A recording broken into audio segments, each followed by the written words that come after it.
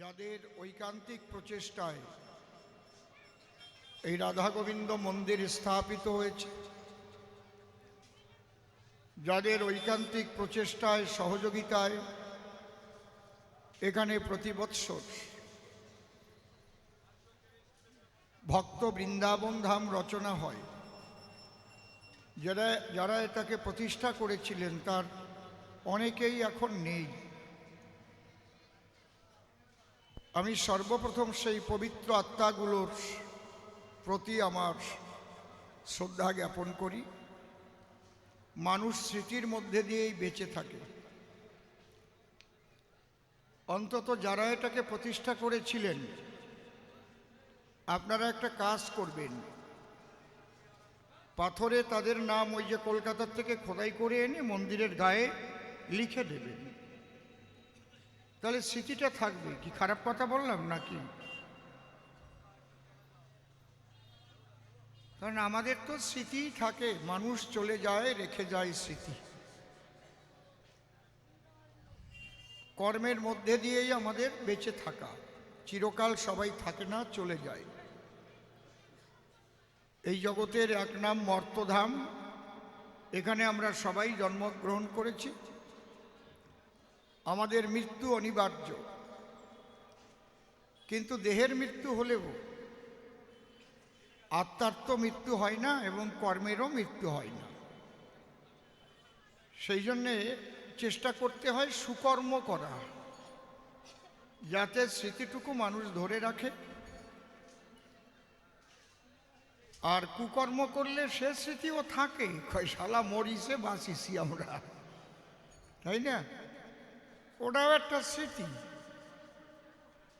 আমি যদি করি দুর্নীতি, আমি চুরি করি, তাহলে বড় চোর বলে আখ্যা পাবো, বড় দুর্নীতিবাজ বলে আখ্যা পাবো।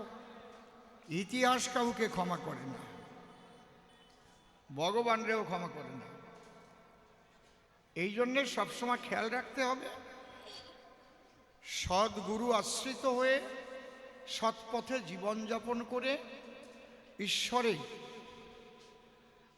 আত্মনির্ভর হয়ে কর্তব্য কর্ম করার মধ্যে দিয়ে আমাদের সমস্ত কিছুর মধ্যে দিয়ে ঈশ্বরকে স্মরণ রাখা। তিনি স্মরণ রাখলেই খুশি হন। এই জন্যে আমাদের বুড়ো বুড়িরা বলতো, স্মরণ থাকতে মরণ নাই, কত না? এই কথাটার যে কত দাম সেটা আমি হাতে হাতে প্রমাণ পেয়েছি। সত্যিই যদি স্মরণ রাখে তাহলে ঈশ্বর রক্ষা করে তাকে। কি বাবা, কতবার আমরা মরণ মুখে পড়েছি, শুধু স্মরণ ছিল বলে এখনো কথা বলতে পারতেছি। আপনারা যারা এখনো দাঁড়িয়ে আছেন, বসার জায়গা আছে, আপনারা বসে পড়ুন।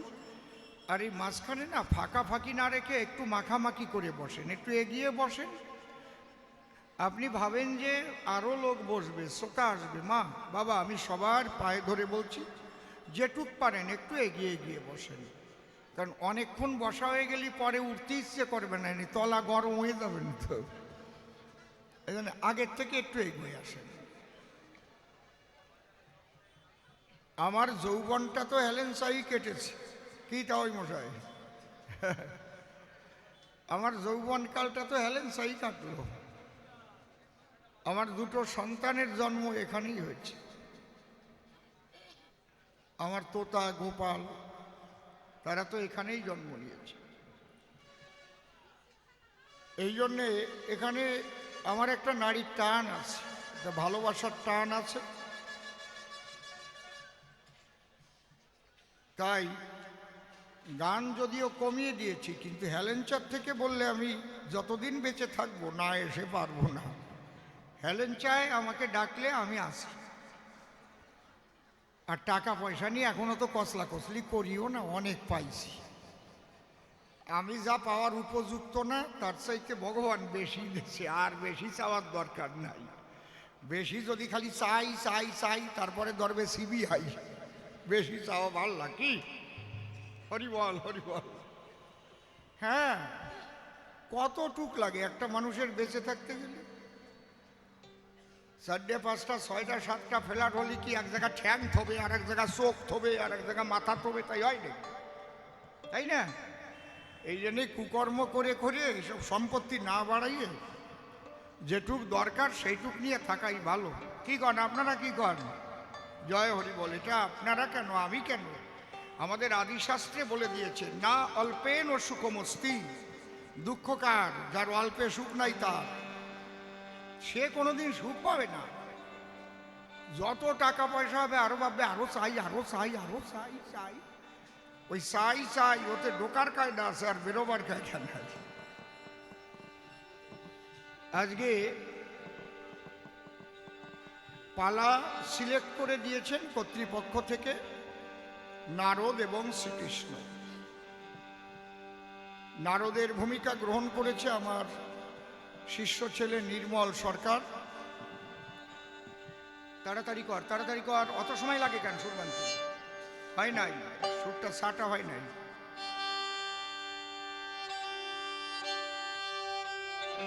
আর আমাকে দিয়েছে শ্রীকৃষ্ণের ভূমিকা। মায়ের একটা উলুধ্বনি দেন। জয় জয় রাধা কৃষ্ণ প্রেমানন্দে, একবার হরি হরি বল, হরি বল।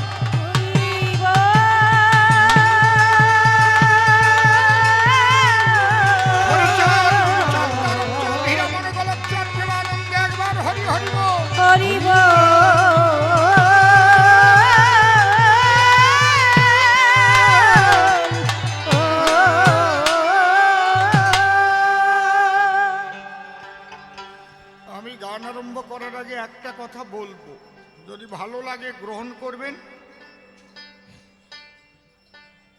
দেখেন, আমরা সবাই কিন্তু সনাতন ধর্মের মানুষ। বর্তমান যে ধর্মটার নাম হিন্দু ধর্ম, মূলত আমাদের ধর্ম হচ্ছে সনাতন।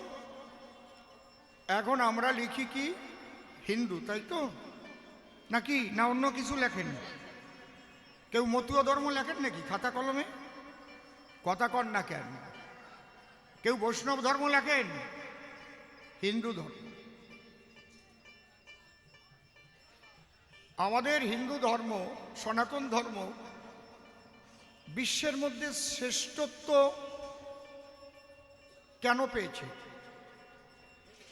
যার যার ধর্ম সে মনে মনে ভাবে আমারটাই শ্রেষ্ঠ, কিন্তু আমার বাবা তো আমার কাছে ভালো, এটা তো ঠিক। এই জন্য চৈতন্য চরিতামৃত লেখা আছে, যার যার ভাব তার কাছে উত্তম, কিন্তু তটস্থ হইয়া বিচারিলে আছে তার উত্তম। যখন বিচার মঞ্চে যাবে তখন বিচারকরা বিচার করবে। তাহলে আমি সনাতন ধর্মকে শ্রেষ্ঠ বলছি কেন? এই ধর্মের সাধনার স্বাধীনতা আছে। তুমি কৃষ্ণ ভক্ত হতে পারো, গৌর ভক্ত হতে পারো, রাম ভক্ত হতে পারো, কালী ভক্ত হতে পারো, হরিচাঁদের ভক্ত হতে পারো, কুমির পুজো করতে পারো, আসড়া পুজো করতে পারো, তোমার কেউ বাধা দেবে না। দেবে? তুমি মাটি দিয়ে মূর্তি করতে পারো, কাঠ দিয়ে করতে পারো, কষ্টি পাথর দিয়ে করতে পারো, রাজস্থানের থেকে মূর্তি করে আনতে পারো, কেউ বলবে না, বাধা দেবে না।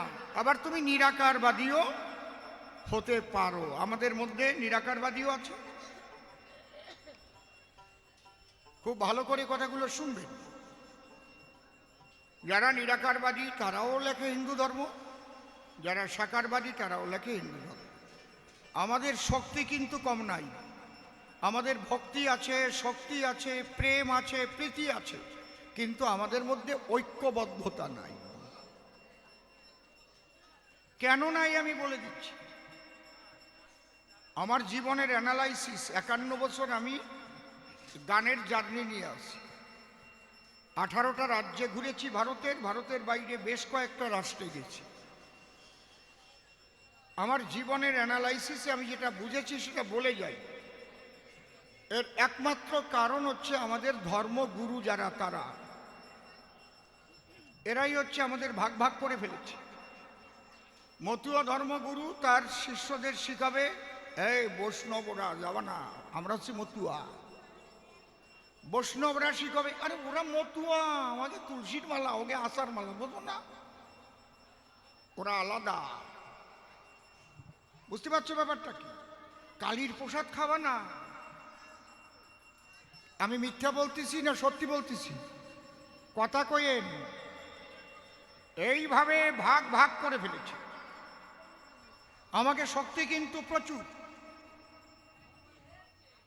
তাহলে কেউ আষাঢ় মালা, কেউ তুলসীর মালা, কেউ রুদ্রাক্ষের মালা, কেউ মাথায় জটা, কেউ সিন্দুরির ফোঁটা, চুল কটা কটা, কেউ জয় তারা, কেউ জয় বাবা গুরু চাঁদ, কেউ হরে কৃষ্ণ, কেউ জয় গুরু। এই নিয়ে ভাগ ভাগ শুরু। বিধর্মীরা যখন মারে তখন কি ওই দেখে মারে যে মতুয়া নাকি বৈষ্ণব নাকি সৎসঙ্গী? কায়দা আছে। যখন ঘর পোড়ায় দেখে পোড়ায়, যখন খুন হয় দেখে খুন হয়, হিন্দু বলতেই খুন হয়। তাহলে তোমরা যদি ঐক্যবদ্ধ না হয়ে ভাগ ভাগ থাকো, তাহলে তোমাদের বিপদ সমূহ বিপদ কেউ রক্ষা করতে পারবে না। আর তোমরা সবাই যদি ঐক্যবদ্ধ হয়ে বলো আমরা সবাই হিন্দু, আমরা মতুয়া হতে পারি, আমরা কৃষ্ণ ভক্ত হতে পারি, রাম ভক্ত হতে পারি, কিন্তু আমরা সবাই এক কথায় বলো হিন্দু। বলো আমরা সবাই হিন্দু, আমরা সবাই হিন্দু। এইটুকু যদি মনে রাখতে পারো তাহলে কাজ হবে। আর নয় যদি ওই ডঙ্কা বাজাইয়া কীর্তন গাইয়া সব ভাগাভাগি করে বেড়াও, মরবা। আমি তো কয়দিন পরে মরে যাব, আমি আর কয়দিন বাঁচব? কথা কয়টা কয়ে থুয়ে গেলাম, বাড়ি যেয়ে শুয়ে শুয়ে চিন্তা করো। কেউ হিংসা করবা না। তুলসীর মালা, আচার মালা, রুদ্রাক্ষের মালায় সাথে যায় নাকি কোনোদিন? শ্মশানে যখন নিয়ে যায় সাথে দিয়ে দেয়। তুমি সাধু হতে পারো, টাই বেঁধে সুটকোট পরেও হতে পারো, কোনো পোশাক পরা লাগে না। সাধু হতে কয়টা বাক্য খালি রক্ষা করতে হয়। প্রথম বাক্য সত্য, সত্য রূপং পরম ব্রহ্ম, সত্য হি পরমন্তপ, সত্য মূলা ক্রিয়া সর্বা, সত্যাৎ পরতর নহি। দ্বিতীয় বাক্য ব্রহ্মচর্য।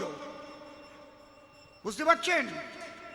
ন তপ তপৈত্যাহু ব্রহ্মচর্য তপোত্তমম ঊর্ধ্বরেতা ভবেজ্জস্তু স্বদেব নত মানুষ। একটা মানুষ দেবতায় পরিপূর্ণ হয়ে যায়, দিব্য জ্যোতি পায়। কালো মানুষের মধ্যে আলোর জ্যোতি ব্রহ্মচর্য থেকে ফোটে। এই ব্রহ্মচর্য দুই প্রকার, একটা সন্ন্যাসীর ব্রহ্মচর্য, একটা গার্হস্থ্যের ব্রহ্মচর্য। গার্হস্থ্য ধর্ম করে যারা, সৃষ্টিকে রক্ষা করে ব্রহ্মচারী হয় তারা, যেটা বাবা হরিচরণ ঠাকুর বলে গেছে, যেটা নিত্যানন্দ পদ দেখাইছে। বুঝতে পারছেন কি বলছি? যেটা আর্য ঋষিরা আমাদের ছিল, যারা 100-200 সন্তান জন্মায়ও তারা ব্রহ্মচারী ছিল। সেই আদি সূক্ষ্ম সনাতনের কথাই বলে গেছিলেন বাবা হরিচরণ ঠাকুর। উনি নূতন কিছু কয় নাই, নূতন কওয়া যায় না। যদা যদা হি ধর্মস্য গ্লানির্ভবতি ভারত অভ্যুত্থানম ধর্মস্য তদাত্মানাং শিলাম্যহম পরিত্রাণায় সাধুনাং বিনাশায় চ দুষ্কৃতাং ধর্ম সংস্থাপনার্থায় সম্ভবামি যুগে যুগে। বুঝেছেন কি বলছি? এই সূক্ষ্ম জিনিসটুকু বুঝলে তাহলে আর কোনো গণ্ডগোল থাকে না। আমরা মালা নিয়ে টানাটানি করি, পোশাক নিয়ে বাগাবাগি করি, আর আমরাই মরি। অন্য ধর্মের বিরুদ্ধে একটা কথা কয়ে দেখবেন, একসাথে চলে আসে বৌমাসির মতো। আসে না? কথা কও না কেন? হ্যাঁ, আর তোমরা বাবা ওই মতু আমার কাছে তো খাইয়া, আমি তো বৈষ্ণব, হরে কৃষ্ণ, পরে তোমার গাড়েও পড়বে। জয় হরি বল। এইটা মনে রাখবা, এই কথা ধর্ম রক্ষার কথা বলে গেলাম। এটা আমার ধর্মের কথা আমি বলবো, এটা কোনো রাজনীতির কথাও না। নাকি ঠিক তো? নাকি কে কারে ভোট দেওয়া সে দিয়ে বেড়াও, গে যারে দেওয়া যাবে, ওটা বড় ব্যাপার না। কিন্তু তোমার ধর্ম রক্ষার ক্ষেত্রে তুমি ঐক্যবদ্ধ থাকো। হরি বল। এইবার আমি ধ্বনি দেবো, দেখো ধ্বনি কারে কয়। জয় জয় রাধা কৃষ্ণ নিতাই গৌর রাম সীতা মাতা পিতা হরিচাঁদ গুরুচাঁদ মা মহামায়া প্রেমানন্দে হরি হরি বল।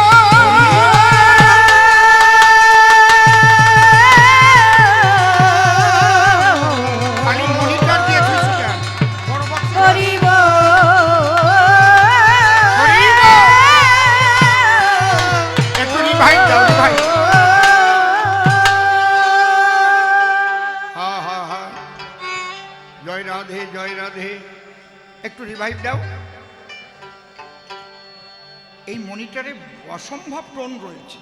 টোন কোনটাই বেশি, ওই জন্য কিলকিল করে উঠছে, দেখো না। আমি একবার বলি, ভালো করে শুনতে হয়, এত সুন্দর মাইক। হরিবল হরিবল। ঠিক আছে, বেহালাগুলো বাইরে ঠিক আছে, দোতারা ঠিক আছে, দোতারাটা বড় বাক্সে আছে। হরিবল।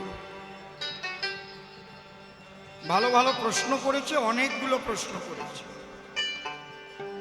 হরিবল।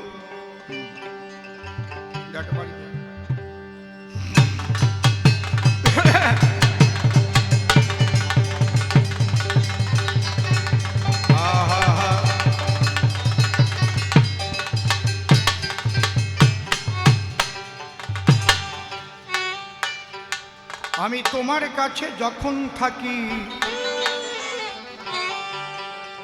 আমার হৃদয় ভরে তোমায় ডাকি,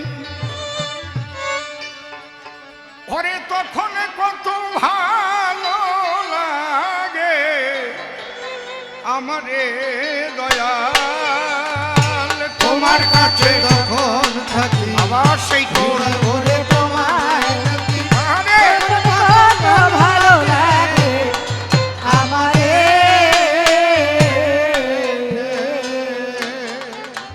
তোমার সুন্দর ভুবন দর্শন সমান, সুন্দর পবন সঞ্চারে সুন্দর ভবন জীবন যৌবন, সুন্দরবন বসন্ত বাহারে। তোমার কাছে যখন থাকি, হৃদয় ভরে তোমায় ডাকি, সময় সময় কত ভালো লাগে আমারে।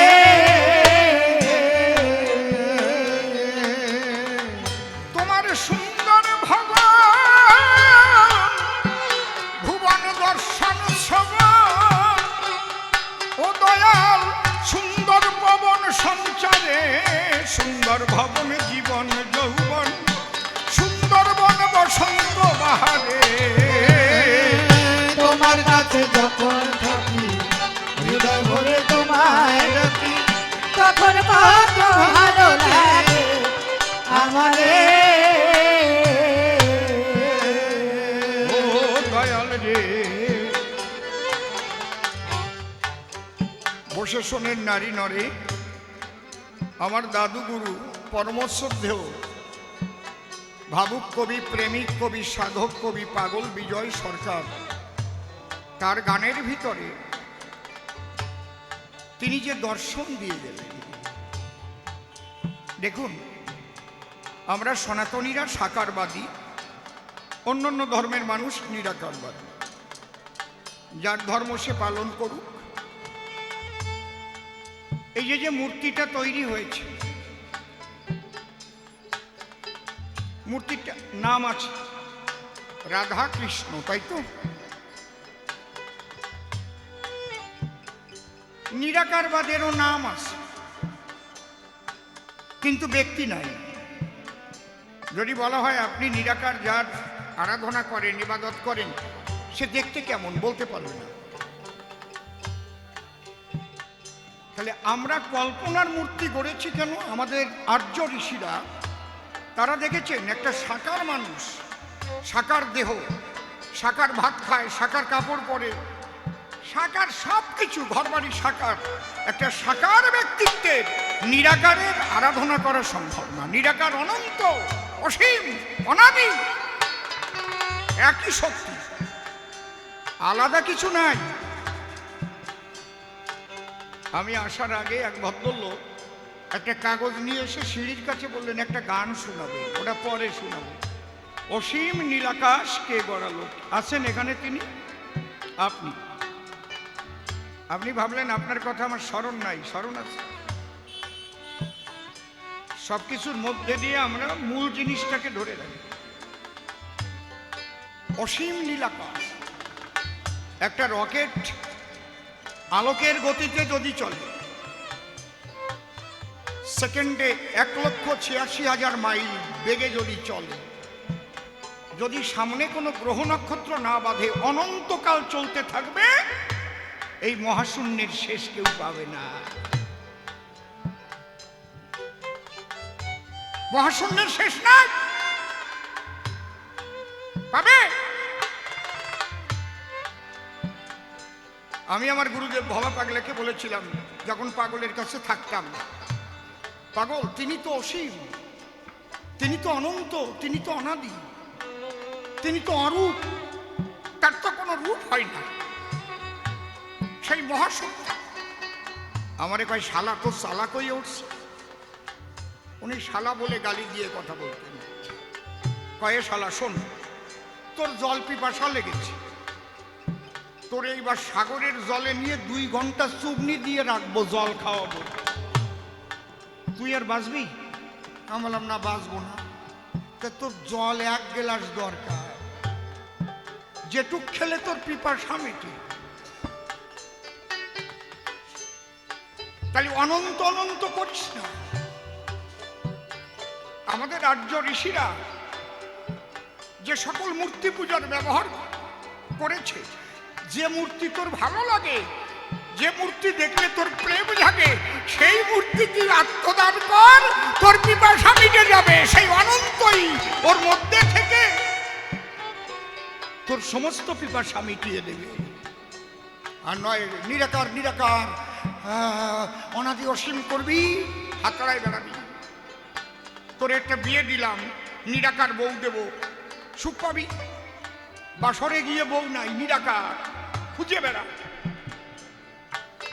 বউটা সাকার লাগবে, ছেলে মেয়ে সাকার হবে, ঘরবাড়ি সাকার হবে, খাওয়া দাওয়া সাকার খাবা। আর নিরাকার নিরাকার নিরাকার, তাহলে এই জগৎটা আকার। ব্রহ্ম ছাড়া জগতে কিছু আছে? এটার মধ্যেও ব্রহ্ম, আমার মধ্যে ব্রহ্ম, তোমার মধ্যে ব্রহ্ম। আলু বিক্রি করতেছে, ওর মধ্যেও ব্রহ্ম।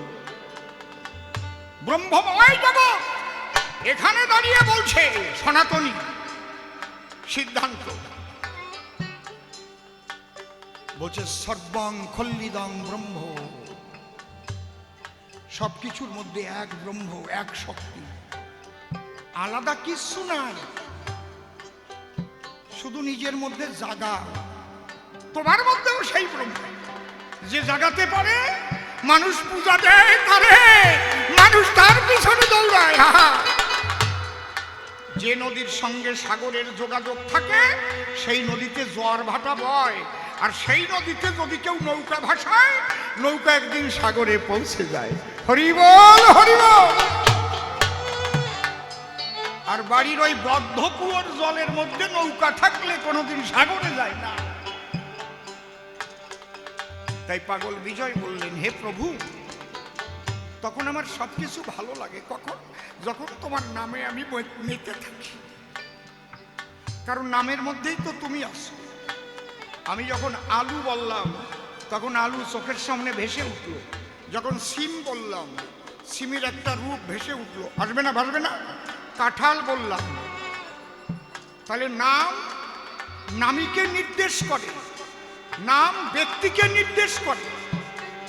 আমি আসার আগে কি লেখা ছিল এখানে হ্যান্ডবিলে? 5:30টার সময় কবি গান গাইবে অসীম সরকার, লেখা আছে না? তাহলে অসীম সরকার নাম, আর সে অসীম সরকার হাজির হয়ে গেছে। হরিবল, হরিবল। ওই জায়গায় যদি লেখা থাকতো অমল সরকার, তাহলে কি অসীম সরকার হাজির হতো? কথা বলেন, হতো কি? তাহলে আপনাদের যাকে পছন্দ হয়েছে, তার নাম ছাপিয়েছেন, তাকে বায়না করেছেন, সে হাজির হয়েছে। আপনার যাকে পছন্দ হবে, সে হরিচাঁদ হোক, কৃষ্ণ হোক, কালী হোক, তার নাম নিয়ে ডাকলে সে দেখা দেবে। আর যদি সে দেখা দিতে না পারে, তাহলে সে সর্বশক্তিমান না। কিসের সর্বশক্তিমান? আমি যদি ঢোল বাজাতে পারি, হারমোনিয়াম বাজাতে পারি, দোতারা বাজাতে পারি, বেহালা বাজাতে পারি, রামায়ণ গাইতে পারি, কীর্তন গাইতে পারি, কবি গান গাইতে পারি, নাম কীর্তন গাইতে পারি, তবে আমি অল স্কয়ার। আর আমি যদি শুধু কবি গান গাই, তাহলে আমি অল স্কয়ার হব? কথা কন না কেন? হব? কোনোদিনও না। তাকে আমি বলবো সর্বশক্তিমান, আবার বলবো সে সাকার হতে পারে না, সে শুধু নিরাকার। তাহলে কিসের সর্বশক্তিমান? সে সব পারে, সর্বাকারে সর্বাধারে সব কিছুর ভিতরে সে বিরাজ করে। একমাত্র ভক্তি দিয়ে ডাকলে তারে, তখন ভক্তের কাছে এসে দেখা দেয়। হরি বল, হরি বল, হরি বল। তোমার কাছে যখন থাকি, হৃদয়ে ভরে তোমায় ডাকি, তখন কত ভালো লাগে আমারে দয়াল। তোমার কাছে যখন থাকি, হৃদয় ভরে তোমায় ডাকি, তখন কত ভালো লাগে আমারে।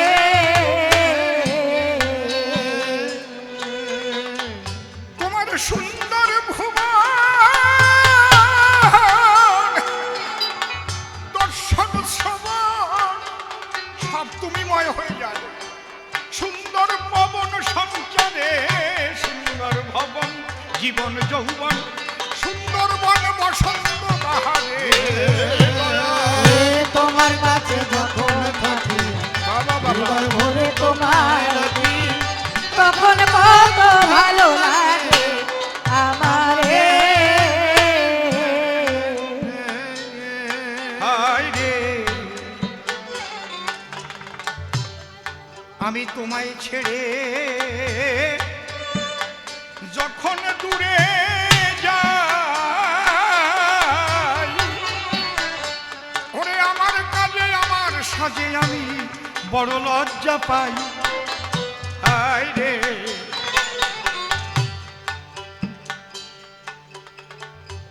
আপনাদের কাছে বলবার আমার ভাষা নাই, কারণ জীবনে যা অনুভব করেছি সেটা ভাষা দিয়ে বলা যায় না। ধর্ম হচ্ছে মানুষকে প্রেমিক করে, ধর্ম হচ্ছে মানুষকে শান্ত করে, সুশান্ত করে। ধর্ম মানুষের মনকে বিস্তৃত করে। আর সেই ধর্মের নামে যখন মানুষ খুন হয়, সে যে ধর্ম হোক, সেটা ধর্ম হতে পারে না।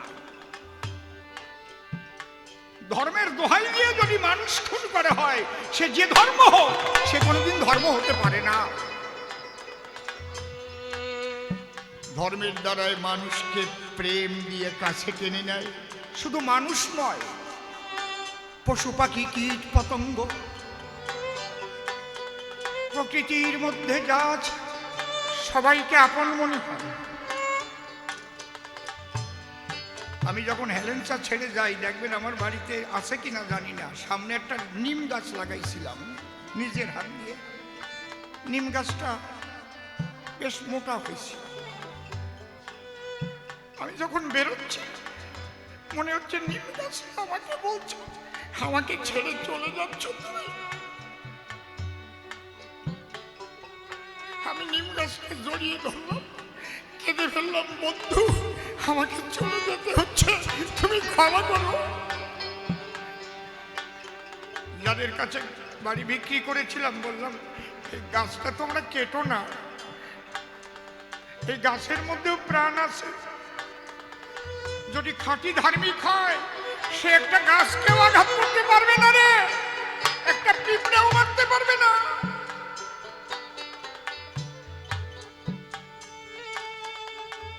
এই জায়গায় দাঁড়িয়ে আমার ধর্মের মহাপুরুষরা কি বলেছে?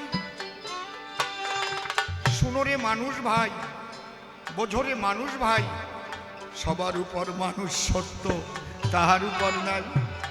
আর এক ধাপ এগিয়ে গিয়ে স্বামী বিবেকানন্দ কি বললেন? বহু রূপে সম্মুখে তোমার, ছাড়ি কোথা খুঁজিছ ঈশ্বর, জীবে প্রেম করে যেই জন সেই জন সেবিছে ঈশ্বর। অনেকে আমাকে ভাবে সাম্প্রদায়িক, ভুল ভাবে তারা।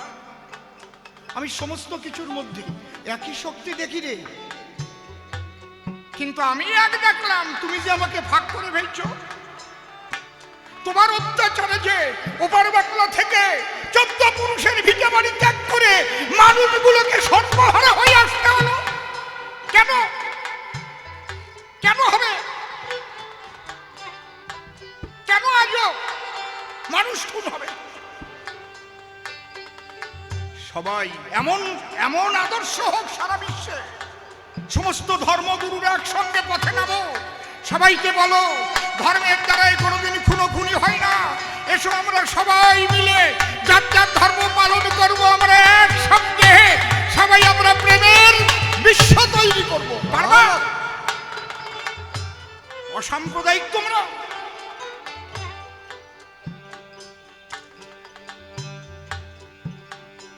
জীবনটা চলে গেল এই ভাবতে ভাবতে।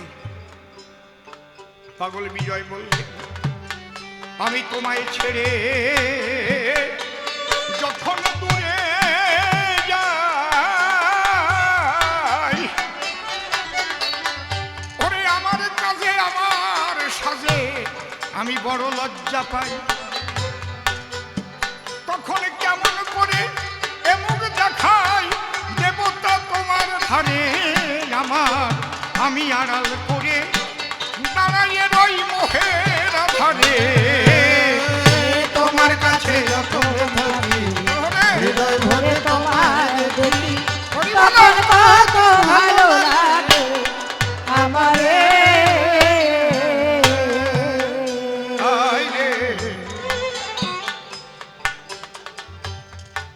তুমি প্রভু ওরে কান্ডারি হও যা, জলের কুম্ভীর গুন্ডানে তার বাঘে টানে দাঁড়।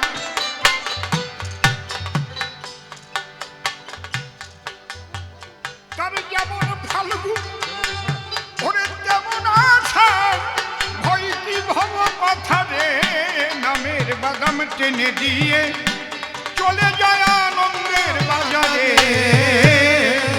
তোমার কাছে যখন থাকি হৃদয় ভরে তোমার দেখি তখন কত ভালো লাগে আমারে।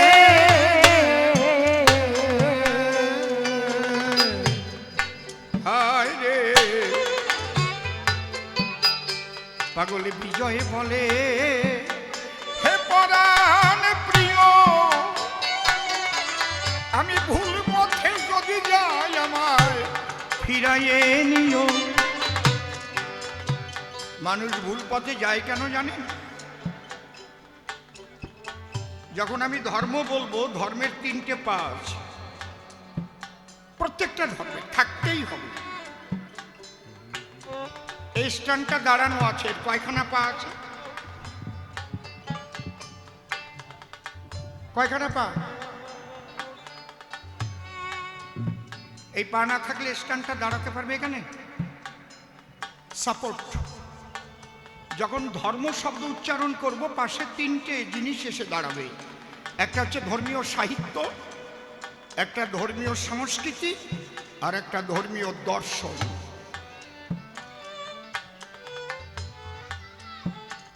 এই কেউ কথা বলো না, একদম শান্ত হয়ে বসো। ধর্মীয় সাহিত্য মানে যখনই কোনো ধর্মের কথা বলবো তার গ্রন্থ থাকবে, ধর্মগ্রন্থ। প্রত্যেকটা ধর্মীয় সম্প্রদায়ের আছে, আছে কিনা বলুন? এই কে কথা বলো ওখানে?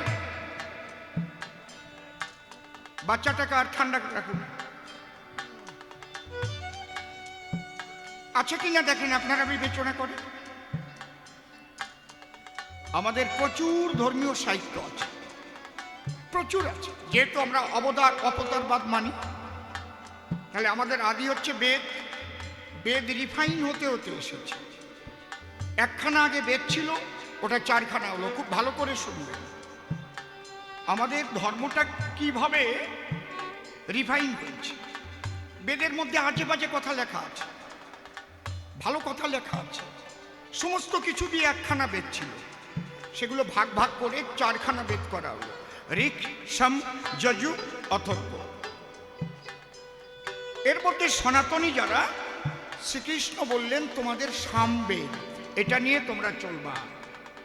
কোথায় বললেন? গীতায়। কি বললেন? বেদানাং সামবেদস্মি দেবানামস্মি বাসব ইন্দ্রিয়ানাং মনশ্চাস্মি ভূতানামস্মি চেতনা। কি সুন্দর ভাগ করে দিলেন। এই কৃষ্ণ এসে, খুব ভালো করে শুনুন, ঋগ্বেদে আজকে শুনে যান, যেগুলো এখন ফেসবুকে ছড়াছড়ি হচ্ছে, আমি এগুলো ভেঙে দিয়ে যাচ্ছি আপনাদের কাছে, তাহলে বুঝতে পারবেন। সোশ্যাল মিডিয়ায় অনেক রকমের লেখা, বেদে তো বলেছে হিন্দুরা আগে গরু খেত, হ্যাঁ খেত, ঠিক, ঋগ্বেদে লেখা আছে, মিথ্যা না। এই জন্যে কৃষ্ণ এসে বললেন, না, ঋগ্বেদ, অথর্ববেদ, যজুর্বেদ এগুলো না, তোমরা সামবেদকে গ্রহণ করো। এবং কৃষ্ণ এসে কি বললেন? নম ব্রহ্মাণ্য দেবায় গো ব্রাহ্মণ্য হিতায় চ জগদ্ধিতায় কৃষ্ণায় গোবিন্দায় নমো নমঃ। তিনি বললেন, এই গরুকে তোমরা পূজা করবে। এই গরু এ তোমাদের কত উপকারে আসে, তোমরা গরুর উপর অত্যাচার করবে না। এই জন্য এই শ্লোকটা সৃষ্টি হয়েছিল। সনাতন ধর্ম শ্রেষ্ঠ কেন? রিফাইন হতে হতে এসেছে। বেদকে আবার রিফাইন করে ব্রাহ্মণ হলো, ব্রাহ্মণকে রিফাইন করে পুরাণ হলো, সমস্ত রিফাইন করে উপনিষদ হলো, উপনিষদকে আবার রিফাইন করে গীতা হলো। হরিবল হরিবল। ছোট্ট হয়ে গেল।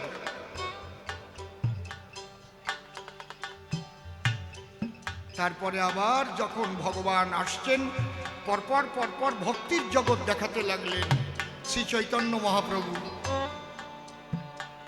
তিনি বললেন, এক হরি নামেই তোমাদের সবকিছু হয়ে যাবে। হরের নাম হরের নাম হরের নাম ওই কেবলম কলৌ নাস্তেব নাস্তেব নাস্তেব গতিরন্যত। পরিবর্তনশীল, সংবিধানের পরিবর্তন হয়। প্রথম ডক্টর বাবা সাহেব বি.আর. আম্বেদকর যে সংবিধান লিখেছিলেন, কতবার সংশোধন হয়েছে, অ্যামেন্ডমেন্ট হয়েছে।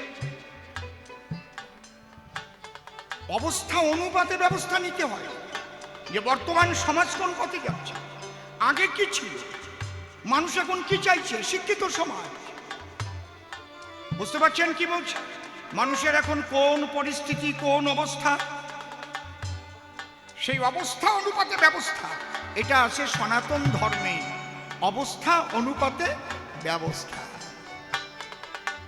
কিন্তু আপনি আর কোনো ধর্মে পাবেন না অবস্থা অনুপাতে ব্যবস্থা। যদি কোনোটাকে ভুল ধরে আপনি বলেন এইটাকে রিফাইন করা দরকার, তাহলে আপনারে কাটা দরকার। বুঝতে পারছেন ব্যাপারটা কি? জীবনের পরিবর্তন আসে না। আগে আমার ঠাকুরমা আমি বাড়ি ঢুকলে এত বড় ঘোমটা দিত, খোকন আসছে, এখন মায়েরা ঘোমটা দেয়। এখন তো মেক্সি পরে ভেক্সি দিয়ে বেড়ায়। এখন সমাজ ওই রকম হয়েছে। এখন মায়েরা পাইলট হয়ে যাচ্ছে, হ্যাঁ, রকেট চালাচ্ছে, যুদ্ধ করছে। আগে মায়েরা কি এরকম ছিল? তাহলে আগেকার দিনে যেটা হয়েছে তার পরিবর্তন যদি না হয়, তাহলে সমাজে গ্রহণযোগ্য হয়, তার দ্বারা সমাজ সংস্কার হয়। সেইটা আপনি যদি বলেন আপনি খারাপ, কেটে দাও, মেরে দাও।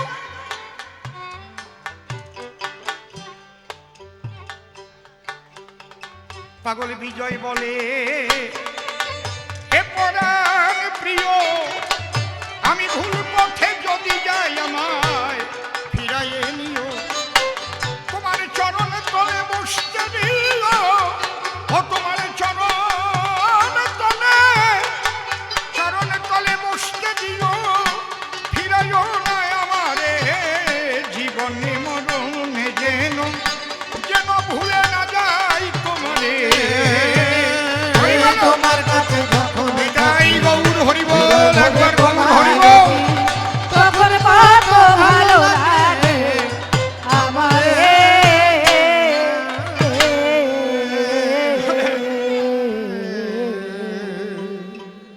শ্রীগুরুর শ্রীপাদ পদ্ম হৃৎপদ্মে করে আরাধ্য শুদ্ধ চিত্তে প্রণতি জানাই।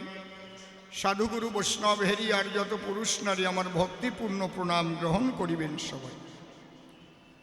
মানুষকে প্রণাম দিলে সে প্রণাম ঈশ্বরে মিলে, সর্বশাস্ত্রে তাহার প্রমাণ পাই। কবি চণ্ডীদাস যিনি উচ্চকণ্ঠে বলেছেন, তিনি সবার উপর মানুষ, সত্য তাহার উপর নাই। ঠাকুর ভাবা পাগলা আসি বাজাইলেন মিলনবাসী, বললেন সবার পাশাপাশি, আমি মানুষ ভালোবাসি, আমি মানুষ ভালোবাসি, কোনো তীর্থের নাই প্রয়োজন, গয়া গঙ্গা কাশী, আমি মানুষ ভালোবাসি। সেই মানুষের চরণ লক্ষ্য করে প্রণাম করি বারে বারে। মানুষে যদি কৃপা করে, কৃপা করবেন কৃষ্ণ এবং ব্রজের রায় রূপসী।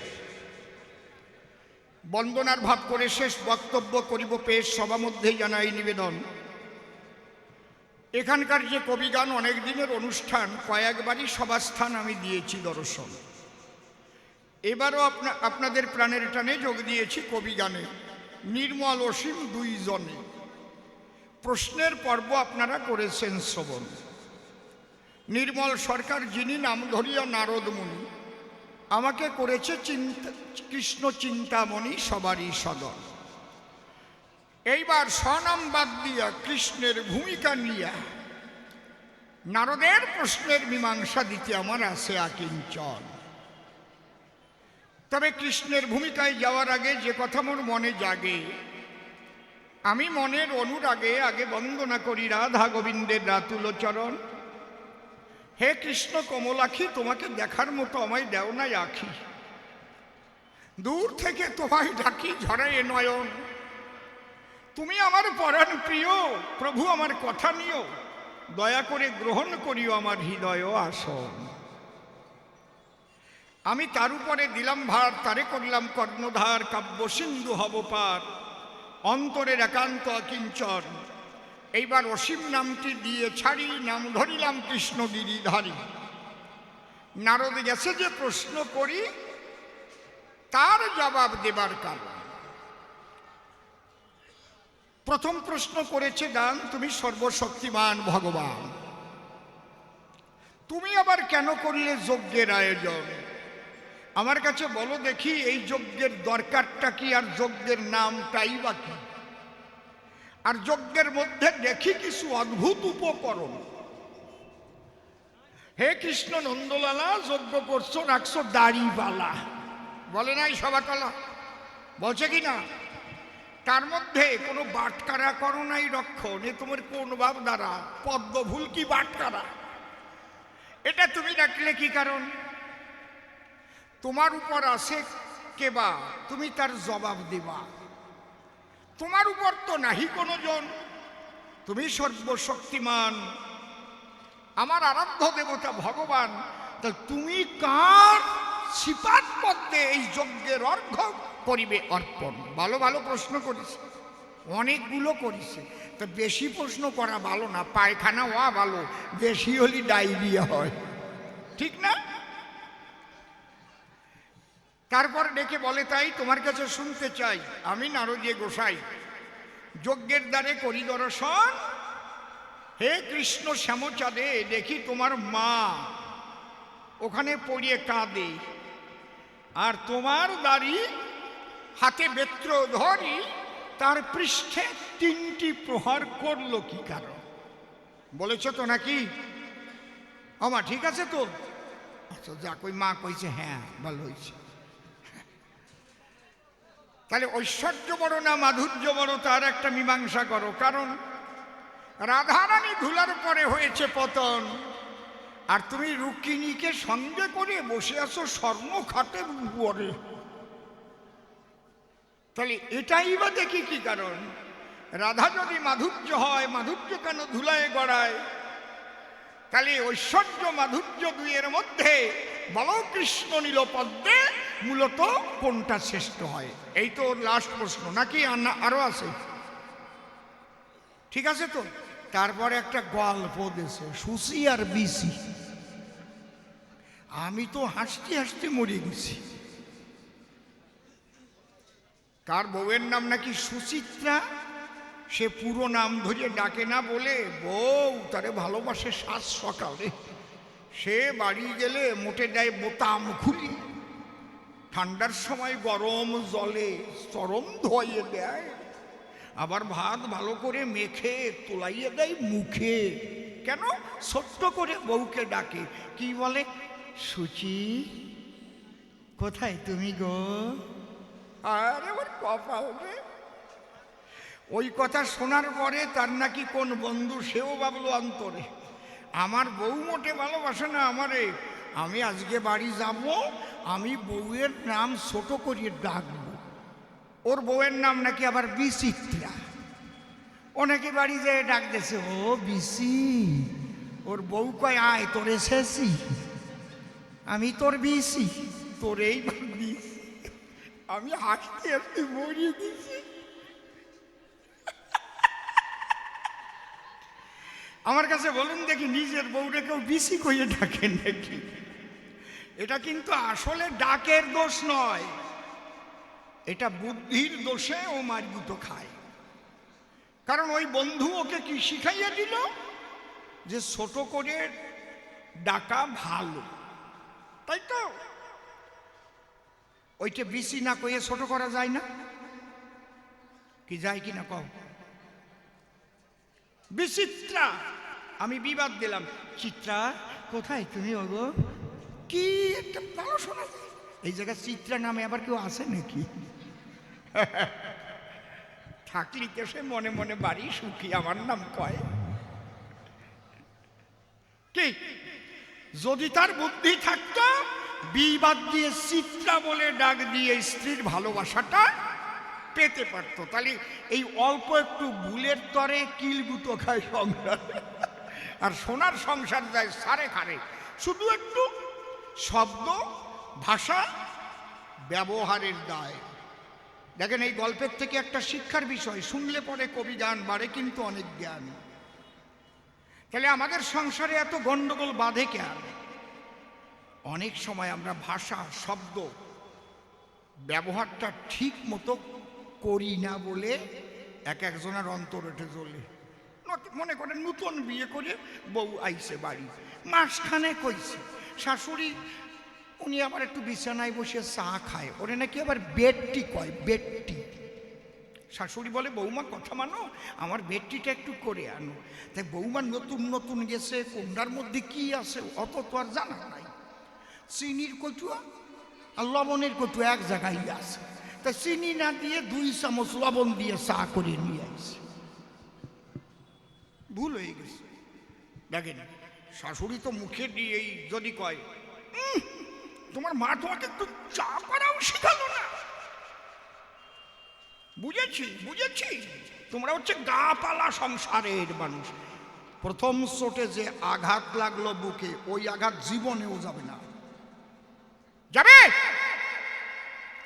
শাশুড়ি মা বলতে পারতো, অবৌমা তুমি ভুল করেছো মা, তুমি ওই চিনিটা না দিয়ে লবণের কৌটাটা পাশে পেয়েছো, সেখান থেকে দিয়েছো, দেখো তুমি একটু দেখো, চেখে দেখো। বৌমাও কিন্তু, ও আমার তো ভুল হয়ে গেছে মা, আমি আবার বানিয়ে দিচ্ছি। একটা মাখামাখি ভাব অত। বেশিরভাগ আমরা কি করি, ঘরে এনে পরের নারী, তার সাথে কি আগে সুন্দর ব্যবহার করতে পারি, আর ভাবি যে সে আমারে ভালোবাসে না কেন। তারপরে এক পদ আছে, ভালোবাসলিও ভালোবাসতে পারে না, সে পদের কথা আমি কই না, সে এক পদ আছে, নাই তা না, কি বাবা। কিন্তু মূল কথা হলো, এই গল্পটা থেকে কি শিক্ষা মানুষ পেল। ওকে বলেছিল ছোট্ট করে তোমার স্ত্রীকে তুমি ডাকবে, ভালোবাসা পাবে। ও যদি বুদ্ধির দ্বারায় বিসি না বলে চিত্রা কইয়ে ডাক দেয়, তাহলে কিন্তু এই গন্ডগোলটা হয় না সেই জায়গায়, ঠিক কি না? হ্যাঁ, কায়দা আছে, মনে থাকবে তো। এই জন্যে আপনারা সংসার করবেন বুঝে শুনে, কোনো গন্ডগোল করবেন না আপনজনে। করজোড়ে ডাকলাম নিবেদন, বুদ্ধির ভুলের তরে অনেক সময় আগুন জ্বলে সংসারে। এই কবি গান শোনার পরে শব্দ এবং বাক্য হুঁশিয়ারে একটু ব্যবহার করবেন সর্বজন। যাকে গল্পের কথা আমি ভালো জায়গায় নিয়ে গেলাম তো, তা নাকি এ খারাপ জায়গাও আমি নীতি পারতাম, করলাম না। ওর বিসি আজকে তোলাই দিতাম, বিসি। চুপ করে থাকেন সবে, এবার তার জবাব হবে। তাহলে আমি কৃষ্ণের ভূমিকা করেছি গ্রহণ, আমি সর্বশক্তিমান দয়াল হরি হয়ে কেন যজ্ঞ করি, নরনারী তাই করিবেন শ্রবণ। নারদ, আমি মনে করেছি ভাবো না কলিযুগে আমি আর ভগবান ভাব রাখবো না, আমি ভক্ত বেশ করিব ধারণ। তাহলে ভক্ত যদি হতে হয়, ভগবান ভক্তি পাবে কোন জায়গায়? ভক্তি না হলে তারে ভক্ত কয়? ভগবান তো শক্তিমান, আর ভক্ত হচ্ছে ভক্তিমান। ভগবান তিনি বলেছেন সর্বধর্মান পরিত্যাজ্যং মামেকং শরণং ব্রজ অহং তাং সর্বপাপেভ্যো মোক্ষয়িষ্যামি মা শুচি। সবকিছু ত্যাগ করে মনপ্রাণ এক করে করো শুধু আমার ভজন। তাহলে এটাও একটা অহংকারের মতন না যে আমার ভজনই করো, এটা হচ্ছে শক্তি থাকে যার, এই কথাটা তার, সে সর্বশক্তিমান, সমস্ত শক্তির সার। কিন্তু ভক্ত যারা কখনো এ কথা বলবে না, তারা দেখবেন তাদের নামের পাশে থাকবে দিনাতি দিনো দাসান উদাস, নাকি তৃণাদপি শুনিচেন তরুণেব সহিষ্ণুনা অমানহীন মানদান কীর্তনীয় সদা হরি। হ্যাঁ, দেখেছেন? তাহলে ভক্ত যদি হতে হয় তৃণের মতো স্বভাব ধরো গায়। তাহলে এই ভক্ত কিন্তু ভগবান আর ভক্ত কিন্তু এই জন্যে দ্বিবিধ হয়। আমা উঠে যাস কেন তোরা, শুনিয়ে যা, শুনলে কাজ হবে। তাহলে বসে শোনেন নারী নরে, আমার বাসনা জেগেছে অন্তরে, আমি ভক্ত ভাব করিব গ্রহণ। তাহলে এই ভক্তি আছে যার, ভক্ত হলো নাম তার, এই জন্য আমি করলাম ভক্ত মিলন যজ্ঞের আয়োজন। আমি স্বয়ং দয়াল হরি ভক্ত মিলন যজ্ঞ করি। কি কারণ? ভক্তি থাকে ভক্তের মধ্যে, দাঁড়িয়ে বলি সভা সান্নিধ্যে, ভক্তের করুণা ভিন্ন কেউ পারে না করিতে ভক্তি অর্জন। ভালো করে শুনে নিও নারদ, তারপরে পরে এসে তোমার কথা তুমি বলে যেও। আমি ভক্তি পাবার তরে ভক্ত মিলন যজ্ঞ করেছি প্রভাসের তীরে। প্রভাস তীরে হয় বলে এর প্রভাসটি যজ্ঞ আছে নামকরণ। সে কথা বলবো পরে, থাকেন একটু ধৈর্য ধরে। এত জায়গা বাদ দিয়ে কেন প্রভাস তীরে কেন করলাম যজ্ঞের আয়োজন, সেই প্রশ্ন পরে নাই, আগে বলবো না, সবার ঠাই। যদি পরে প্রশ্ন পরে আমি করব বিশ্লেষণ। তাহলে এই যজ্ঞের নাম কি আপনাদের কাছে বলিয়ে রাখি, ভক্ত মিলন যজ্ঞ বা প্রভাস যজ্ঞ বলে এরে কয়। তাহলে এই যজ্ঞের অর্ধ দেবকারে বুঝাইয়ে দেই আজ তোমারে। তুমি দেখলে দাড়ি পাল্লা আছে ভিতরে, যত ভক্ত আছে ওজন করব তুলিয়া পাল্লায়। মঞ্চিত্র করে আকুল রেখেছি পাল্লার পাশে, এক পাশে একটা পদ্ম ফুল। ফুল কেন করেছি রক্ষণ? ভক্তি আছে দুই প্রকার, কাণ্ড বড় চমৎকার, মন দিয়ে একটু শুনবেন ভক্তগণ। একটা হচ্ছে হৈতুকি আর একটা হচ্ছে অহৈতুকি। তাহলে এই দুটো কেমন? হৈতুকি ভক্ত বলে কারে? যারা আত্মস্বার্থের জন্য তার ইষ্টের ভজন করে। দেখবেন কারো হয়েছে অম্বলের ব্যারাম, 20 বছরে পায় নাই আরাম, তারাও আসে যেখানে হয় হরিনাম, এসে কান্নাকাটি করে, যারে কয় রোগা ভক্তি। বুঝেছেন? তারাও কেঁদে কেঁদে বলে তাই আমি যেন গোবিন্দের কৃপায় এই ব্যাধি থেকে মুক্তি পাই। তারা কিন্তু কৃষ্ণকে চায় না, ব্যাধি থেকে মুক্তি পেতে চায়। খুব লক্ষ্য করে শুনবেন মশাই, এরাও ভক্ত, কিন্তু একে হৈতুকি ভক্ত বলেছে ভাগবতের পাতায়। আবার কেউ 19 বছর বিয়ে করে ছেলে মেয়ে হয় নাই ঘরে, সে গিয়ে গোবিন্দ মন্দিরে বা কালীর দ্বারে কান্নাকাটি করে, বা ভক্তের বাজারে গিয়ে করজোড়ে ঝড়াই দুনায়ন, আপনাদের করুণায় যদি সামনের বছরের মধ্যে আমার একটা ছেলে হয়, আগামী বছর 10,000 টাকা আমি হরিনামে করি অর্পণ। আছে না কথা কয়? এরাও ভক্ত বটে ভবের হাটে, কিন্তু ভাগবতে পাওয়া যায় এরা অহৈতুকি ভক্ত নয়, হৈতুকি ভক্ত বলে এদের দিয়েছে পরিচয়। তাহলে অহৈতুকি কারে বলে এইবার বলি সভাতলে, তা না বললে তো বোঝা সম্ভব নয়। ব্রহ্মাণ্ড থাকবে একদিকে, সমস্ত যদি ভগবান দিতে চায় তোমাকে, কোনো কিছুর তুমি আকাঙ্ক্ষা করবে না, তখন একমাত্র ভেসে চোখের জলে তারা গোবিন্দের কাছে ডেকে বলে, প্রভু একমাত্র তুমি দাও দর্শন, হে আমার আনন্দময় প্রাণের ধন গোবিন্দ ধন, আর কিচ্ছু চাবে না। একটা উদাহরণ দিলে ভালো বুঝতে পারবেন, দেব। গুরুভজন নামে এক ব্রাহ্মণ ছিল, অত্যন্ত দরিদ্র, সে জেনে রাখা ভালো। তার এক পুত্র, একই কন্যা, স্ত্রী আছে ঘরে। ব্রাহ্মণ দিবানিশি হরিনাম করে, দাঁড়ে দাঁড়ে ভিক্ষা করে সংসার চালায়। পূজা পার্বণ করতে ডাকলে সেখানেও যায়। কারো কাছে চেয়ে কিছু নেয় না কদাচন, ভালোবেসে যে যা দেয় তাই করে গ্রহণ। ওই আমার এত দিতে হবে, না দিলে টিক্কি খাড়া হয়ে যাবে, ওরকম না। এই বলো না, এই কয়টা টাকা দক্ষিণে দিলে হয়, আছে না? এইভাবে ঘুরে ঘুরে একদিন ভিক্ষা করে কয়টা পয়সা হয়। দাঁড়িয়ে বলি, সবার ধার হয়েছে লবণের দরকার। তা মুদি দোকানে গিয়ে হয়েছে উদয়, গিয়ে তখন ডেকে বলে, দোকানি ভাই আমাকে একটু লবণ দিলে আমি চলে যেতে চাই। এখন যেই মুদি লবণ মাপতে গেছে, দেখে পাল্লার এক পাশে একটা বাটকারা নাই, পাথর দেওয়া আছে, শিলা। গুরুভজন দেখে, লক্ষ্য করে, এ কি, এ তো শালগ্রাম শিলা লবণের ভিতরে। যে শালগ্রাম শিলা স্বয়ং নারায়ণ।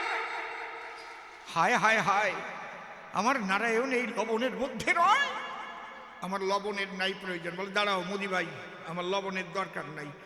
আমি যদি তোমার এই পয়সা কয়টা করি অর্পণ, আমার কথা লবা, ওই পাথরখানা আমারে দেবা। মানে মুদি ভাবে, এ বল দেয়, সে কোন জায়গাতে দিল দর্শন। কেউ পয়সা দিয়ে এই পাথর কিনে নিয়ে যায়, আমার পয়সা নাই বলে বাটকারা কিনতে পারি নাই, তাই দিছি পাথর তুলি। কয়, হ্যাঁ তুমি পয়সা দিলে নিয়ে যাও। এখন ও মনে মনে চিন্তা করে, লবণ ছাড়া একদিন খাবো ঘরে, কিন্তু আমি নারায়ণকে রেখে যাব না লবণের ভিতরে। পয়সা দিয়ে নারায়ণ নিয়ে শালগ্রাম শিলা যারে কয়, দেখছেন তো আপনারা, ওই নিয়ে বাড়ি চলে যায়। থাকে একটা কুড়ে ঘরে, সেখানে গিয়ে স্থাপন করে প্রতিদিন পূজা দেয়। মাস 6 পরে হঠাৎ গেছে ওর ছেলে মরে। ওই শালগ্রাম থেকে কথা কয়, এই তুই আনলি কেন তুই আমায়? আমি লবণের মধ্যে ভালো ছিলাম, তোর বাড়ি এসে আমি ব্যথা পেলাম, এই জন্যে তোর ছেলে কেড়ে নিলাম। কথা লবি, আমার ওই লবণের দোকানে আবার দিয়ে আসবি। গুরু ভজনে ভেসে চোখের জলে ঠাকুরের কাছে ডেকে বলে, তোমার অঙ্গে লবণ লাগলে যে আমি ব্যথা পাই, আমার সব কিছুও চলে গেলে তোমাকে আমি ফিরাইয়ে দেব নই লবণের মধ্যে কোনো কালে। গেছে মনে আমার ছেলে, আমার কোনো দুঃখ নাই। ঠিক আছে। মেয়েটা ছিল, কদিন পরে মেয়েটাও মারা গেল। আবার পাথর বলে উঠলো, এখনো আমারে রেখে আয়, তোর ছেলে পাবি, মেয়ে পাবি, সুন্দর ঘরবাড়ি যদি করিস দাবি তাও পাবি। কয়, না আমার কিছুর দরকার নাই, তোমাকে চাই। কয়দিন পরে বউটাও গেছে মরে। এইবার আবার ওই শালগ্রাম শিলা ডেকে বলে, তারে দেখছিস, তোর সোনার সংসার ছারখার হয়ে যায়, এখনো রেখে আয়। ও চোখের জলে ভেসে বলে, তাই প্রভু, আমি যদি তোমাকে পাই আমার কিছু দরকার নাই। কয়দিন পরে দেখে কুষ্ঠব্যাধি হয়ে গেছে শরীরে, পোকা কিলবিল কিলবিল করে আছে, বিছানায় পড়ে, দেখার মানুষ নাই। ওই শালগ্রাম শিলা ডেকে কয়, এখনো আমারে রেখে আয়, নূতন যৌবন তোরে করিব দান, তুই তোর স্ত্রীকে ফিরে পাবি, কন্যা পাবি, পুত্র পাবি, আমাকে তুই আনতে গেলি কেন? ওই থেকে তখন মরণের শয্যায় চোখের জলে ভেসে কয়, প্রভু আমার দেহের কোনো নাই প্রয়োজন, একমাত্র তোমাকে পাবার তরে সদা আমার চোখের জল ধরে, আমি চাই শুধু তোমারে, আর কিছু নাই প্রয়োজন। এই কথা যেই কহিল অমনি মূর্তি ধরে নারায়ণ দাঁড়াইল।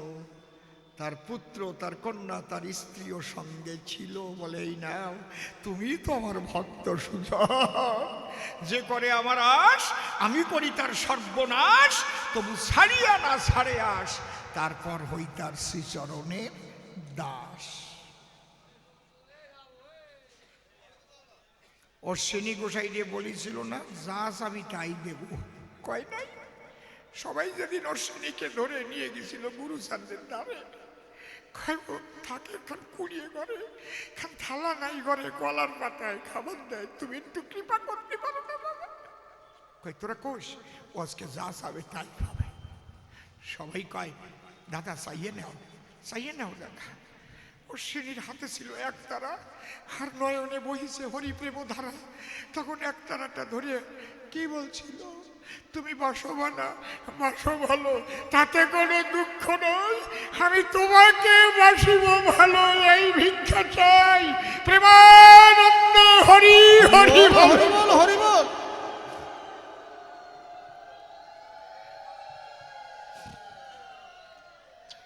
এই ভক্তি থাকলে ভিতরে প্রকৃত ভক্তি বলে তারে, অহৈত কি ভক্তি বলে ভাগবতের ভিতরে করেছে নিরূপণ। নারদ, আমারও মনে আছে, ভাবো, ওই ফুলের সঙ্গে ওজন দিয়ে যাচাই করে নেব, ফুলের সঙ্গে ওজনের সমান হবে সেই জন, অহৈত কি ভক্ত যেজন হবে, ফুলের সমান ওজনে মিলে যাবে, আমি কৃষ্ণ শ্রীমাধবে তার শ্রীপাদ পদ্মে অর্ঘ্য করিব অর্পণ।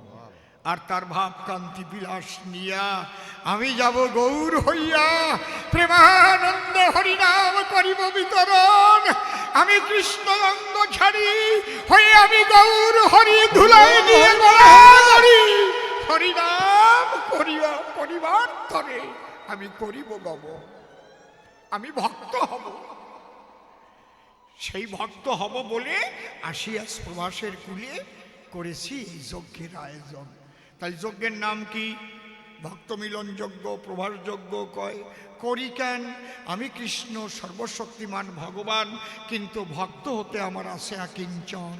যজ্ঞের অর্ঘ্য পাবে কেটা? শোনো তুমি, ব্রহ্মার বেটা, প্রকৃত অহৈত কি ভক্ত হবে যেই জন অন্তরে আছে ভাবো, তার চরণে অর্ঘ্য দেব, প্রত্যেককে পালায় তুলে করিব ওজন, ফুলের সঙ্গে সমান হলে আমি কৃষ্ণ নন্দলালে, তখন অর্ঘ্য তুলে তার শ্রীপাদ পদ্মে দিয়ে তার ভাব কান্তি বিলাস আমি করিব গ্রহণ। পরিষ্কার জবাব বোঝা গেল কি নাকি? কবা না কিছু, এর চাইতে ভালো আমি বলতে পারবো না। বোঝে তো বুঝুক, না বোঝে মুখ বুঝুক। তারপরের প্রশ্ন করেছে গান, তুমি দাও সমাধান। তোমার মাকে দাড়ি মারে কেন? নারদ রে, একটা কথা কই, মনে ব্যথা পেয়ে যদি চণ্ডালিনী সাপে, এড়াতে পারে না তারে বিধাতার বাপে। আমার মায়ের এই জন্মে নাম যশোমতী, সত্যযুগে নাম ছিল দেবাহুতি। মুনি ঋষিরা ব্রহ্মযজ্ঞের করেছিল আয়োজন, নৈমিষারণ্যে ব্রহ্মযজ্ঞ করার জন্যে। যখন উপনীত হলো ঋষিগণ, ওরা মনে মনে ভাবে, তাই সবাই তো আমরা পুরুষ মানুষ, এর মধ্যে একজন নারীকে চাই, কিন্তু আগেই করা আছে ঘোষণা, ব্রহ্মজ্ঞানহীন বা হীনা হলে কিন্তু ওখানে প্রবেশ অধিকার পাবে না। যে নারী ওখানে আসবে তার ব্রহ্মজ্ঞানী তার হতে হবে, যে পুরুষ ওখানে আসবে ব্রহ্মজ্ঞানী হতে হবে। বোঝা গেল? পুরুষের মধ্যে অনেক ব্রহ্মজ্ঞানী রয়। ব্রহ্মজ্ঞানী মহিষী মহিলা কোথায় পাওয়া যায়? সব ঋষিরা আছে বসি, ওর মধ্যে দাঁড়ালো উতঙ্ক ঋষি, করজোড়ে নিবেদন করে সবার পায়, ডাক দিয়ে বলে, তাদের সাক্ষাতে আমার জানা মতে ব্রহ্মজ্ঞ মহিষী মহিলার একজনের দিতে পারি পরিচয়। কে? বলছে কপিল জননী দেবাহুতি। কপিল মুনির মা বসে শোনেন নারী নরে, এই পৃথিবী সৃষ্টি হওয়ার পরে মা আর ছেলের ভিতরে আলোচনা করে আজ পর্যন্ত একটা গ্রন্থ তৈরি হয় নাই, ব্রহ্মতত্ত্ব আলোচনা করে। আজকে শুধু ওই কপিল আর তার মা এই ব্রহ্মতত্ত্ব আলোচনা করে একখানা গ্রন্থ সৃষ্টি হয়েছে সনাতন ধর্মের ভিতরে। তার নাম কি আপনারা কেউ বলতে পারেন? আমরা এই জায়গাটা হচ্ছে কাঁচা, আমরা আমাদের ধর্মশাস্ত্র সম্পর্কে আমরা ওয়াকে বহল না। তার নাম, যদিও এটা কঠিন প্রশ্ন, সবার পারার কথা না।